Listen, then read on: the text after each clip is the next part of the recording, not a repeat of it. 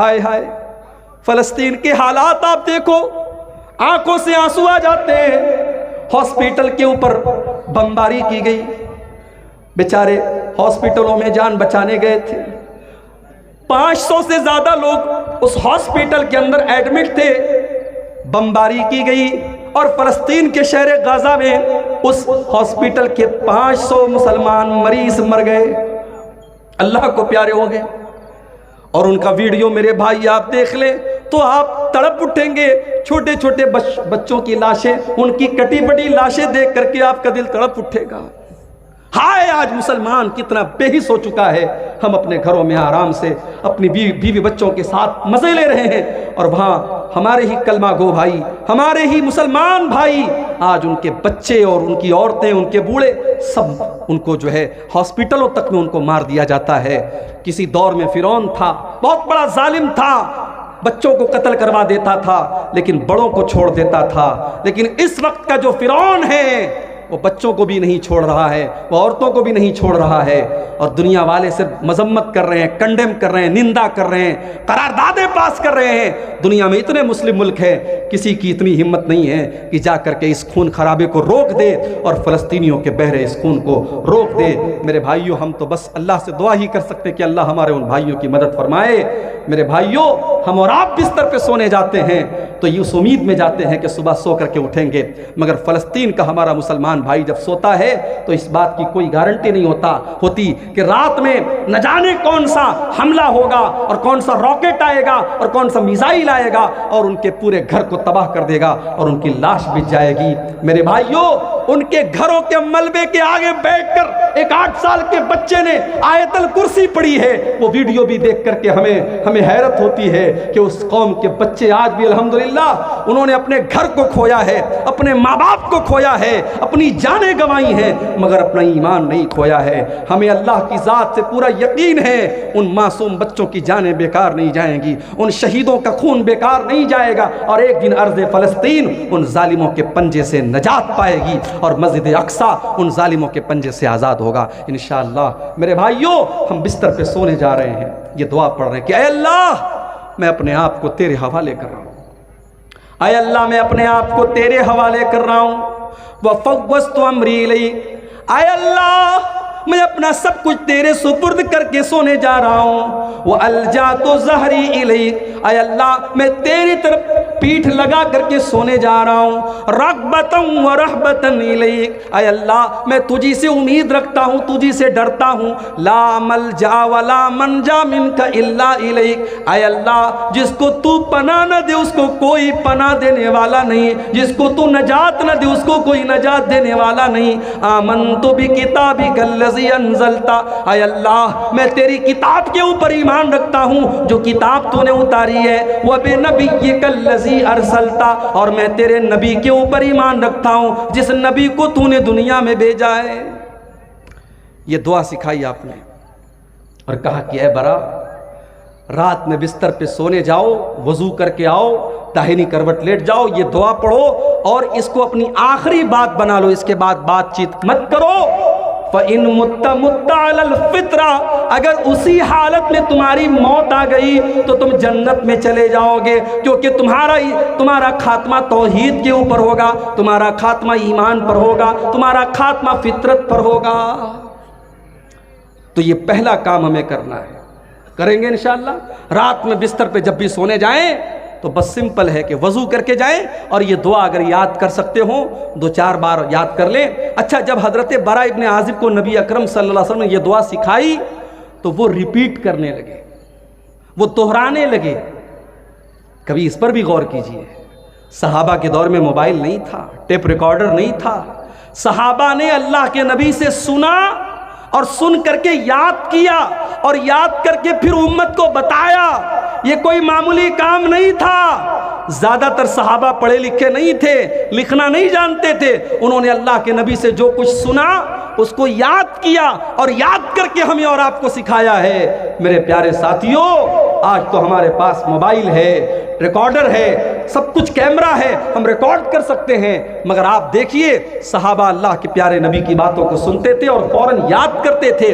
حضرت براء ابن عازب کہتے ہیں جب اللہ کے پیارے نبی نے یہ دعا سکھائی تو میں اس دعا کو دہرانے لگا، میں ریپیٹ کرنے لگا، اور جب میں دہرانے لگا تو پوری دعا میں نے صحیح پڑھی، ایک جگہ چھوٹی سی مسٹیک کر دی۔ کیا مسٹیک کی میں نے؟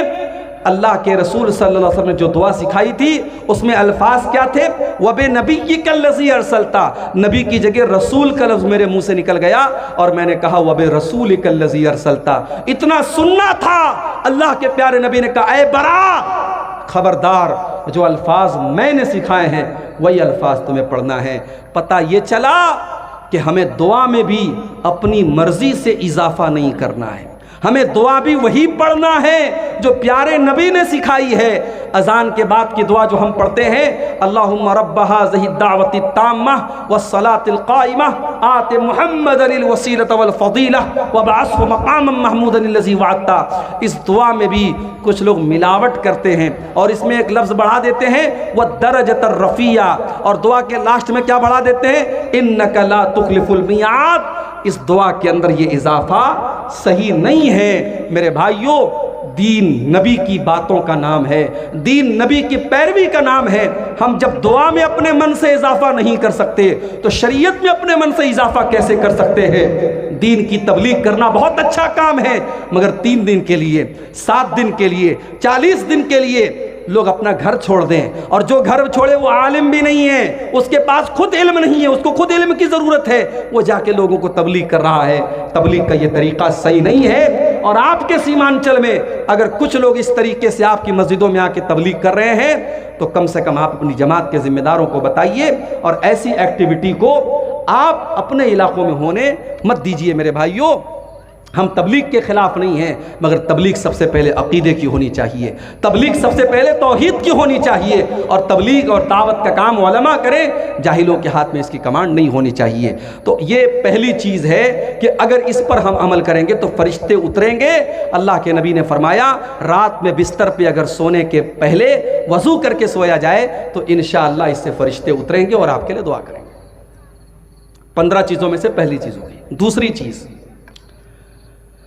جہاں پر لوگ بیٹھ کر کے اللہ تعالیٰ کا ذکر کر رہے ہیں، مثال کے طور پر یہ جلسہ ہو رہا ہے، یہ تقریر ہو رہی ہے، اور عشاء کی نماز کے بعد سے لے کر کے ابھی تک یہاں پہ اللہ تعالیٰ کی باتیں ہو رہی ہیں، اللہ کا ذکر ہو رہا ہے۔ ایسی مجلسوں میں، ایسے جلسوں میں، ایسے پنڈالوں میں اللہ کے فرشتے تلاش کرتے رہتے ہیں۔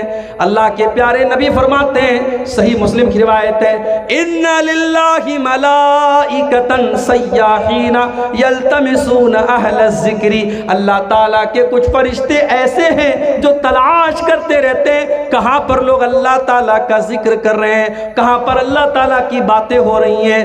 جب ان کو ایسی کوئی مجلس نظر آتی ہے، ایسی کوئی جگہ نظر آتی ہے، فرشتے آپس میں کہتے ہیں حلموا الی حاجتکم، دیکھو یہاں پر ہمارے مطلب کا کام ہو رہا ہے، یہاں پہ قرآن بیان ہو رہا ہے، یہاں پہ حدیث بیان ہو رہی ہے، یہاں پہ اللہ اور اس کے رسول کی باتیں ہو رہی ہیں۔ پھر فرشتے اس مجلس کو اپنے پروں سے گھیر لیتے ہیں، اس مجلس میں فرشتے اس مجلس کو گھیر لیتے ہیں۔ اس کے بعد جب یہ فرشتے اللہ تعالیٰ کے پاس جاتے ہیں، اللہ تعالیٰ پوچھتا ہے اے میرے فرشتوں، تم نے میرے بندوں کو کس حال میں پایا، میرے بندے کیا کر رہے تھے؟ فرشتے جواب دیتے ہیں اللہ یمجدونک ویحمدونک ویکبرونک، اے اللہ تیرے بندے تیری بڑائی بیان کر رہے تھے، تیری بزرگی بیان کر رہے تھے، تیری تکبیر بیان کر رہے تھے، اے اللہ تیرے بندے تیرا نام لے رہے تھے۔ پھر اللہ پوچھتا ہے فرشتوں کیا میرے بندوں نے مجھے دیکھا ہے؟ فرشتے کہتے نہیں اے اللہ تجھے دیکھا تو نہیں ہے۔ کہا ہے فرشتوں اگر میرے بندوں نے مجھے دیکھا ہوتا تب کیا کرتے؟ کہا اے اللہ تیرا اور نام لیتے، تیرا اور ذکر کرتے، تیری اور بڑائی بیان کرتے۔ پھر اللہ پوچھتا ہے اچھا میرے بندے کچھ مانگ رہے تھے؟ کہا اے اللہ جنت مانگ رہے تھے۔ اللہ پوچھتا ہے میرے فرشتوں کیا میرے بندوں نے جنت دیکھی ہے؟ فرشتے کہتے نہیں اللہ جنت دیکھی تو نہیں ہے۔ کہا اگر جنت دیکھ لیتے تو کیا کرتے؟ کہا اگر جنت دیکھ لیتے تو اے اللہ اور زیادہ جنت کا سوال کرتے، اور زیادہ جنت میں جانے کی کوشش کرتے۔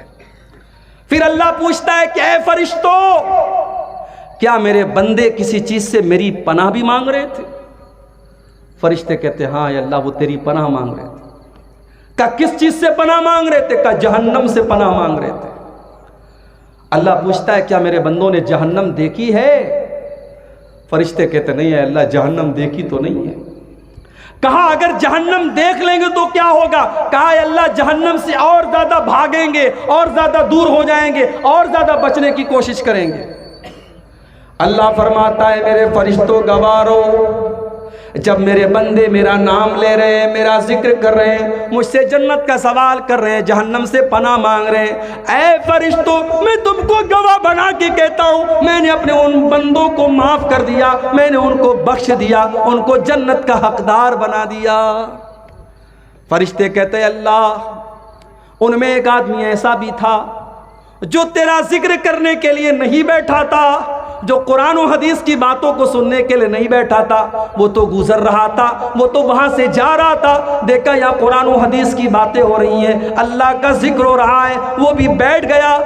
اے اللہ تعالیٰ کیا اس کی بھی بخشش ہو جائے گی؟ کیا اس کو بھی تو معاف کر دے گا؟ اللہ تعالیٰ فرماتا ہے ہم الجلساء لا یشقی بہم جلیسہم، اے میرے فرشتوں یہ وہ مجلس ہے جہاں پر جو بیٹھ گیا وہ بیٹھ گیا، یہاں پہ کوئی بد نصیب نہیں ہے، یہاں پہ میں سب کی مغفرت کر دوں گا، جو پہلے سے بیٹھا تھا اس کو بھی معاف کر دوں گا، جو کسی اور کام سے آیا تھا اور بیٹھ کر کے سننے لگا میں اس کو بھی بخش دوں گا۔ اللہ اکبر۔ تو یہ دوسرا کام کرو۔ آج کل بڑی تقریریں ہو رہی ہیں آپ کے علاقے میں، ابھی کل جو ہے سون برسا میں میری پروگرام ہے، وہاں بھی میرا خطاب ہے، پھر 22 تاریخ کو چرخی میں پروگرام ہے، وہاں پر بھی مجھے خطاب کرنا ہے، 23 تاریخ کو ہتی دیارہ کیا نام ہے وہاں پر بھی پروگرام ہے، ہتیا دیارہ وہاں پر بھی ہے۔ تو قریب میں 8-10 کلومیٹر کی رینج میں بہت سارے پروگرام ہو رہے ہیں۔ اب ہمارے بہت سارے بھائی کہتے ہیں ارے یار ہاں کل 28 کو حاجی پور میں ہے، اور اسی طریقے سے کئی ایک پروگرام ہے آپ کے علاقے میں۔ اب بہت سارے لوگ کہتے ہیں ارے مولوی صاحب کتنی تقریر سنے گا آدمی؟ بھائی کیا پتہ، جنات گزر رہے تھے، اللہ کے نبی قرآن پڑھ رہے تھے، جنات نے سنا اور ایمان لے آئے۔ کبھی کبھی کوئی ایک تقریر، کوئی ایک بات ہمارے دل کی دنیا بدل سکتی ہے میرے بھائی، اس لیے تقریروں میں جاؤ۔ اور یہ چندے کے پروگرام ہوتے ہیں، اللہ نے آپ کو مال دیا ہے، قبرستان کا آج کے جلسے میں قبرستان کے لیے چندہ ہو رہا ہے، کہیں اور مدرسے کے لیے ہوتا ہے، آپ جائیں گے، جو بھی اللہ تعالیٰ نے حیثیت دی ہے 1000 5000 10,000 1 لاکھ جو بھی آپ دے سکتے ہیں دیں گے، وہ الگ آپ کو ثواب ملے گا۔ اس لیے میرے بھائیوں دینی مجلسوں میں جانے سے بھی اللہ تعالیٰ کے فرشتوں کی رحمت ہمیں ملتی ہے۔ تو یہ 2 چیزیں ہو گئی۔ نمبر 3، قرآن کریم کی تلاوت کرنے سے بھی فرشتے اترتے ہیں۔ دلیل کیا ہے؟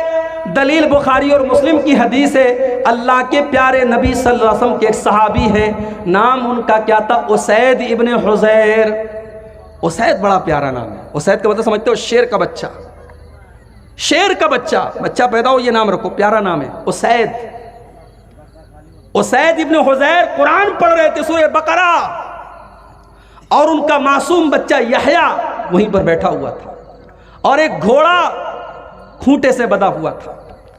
حضرت اسید ابن حضیر رضی اللہ تعالیٰ عنہ سورہ بقرہ کی تلاوت کرنے لگے، گھوڑا بدکنے لگا، گھوڑا بھاگنے لگا، یہ چپ ہو جاتے، گھوڑا چپ ہو جاتا، گھوڑا رک جاتا، یہ قرآن پڑھنے لگتے، گھوڑا پھر سے بے چین ہونے لگتا۔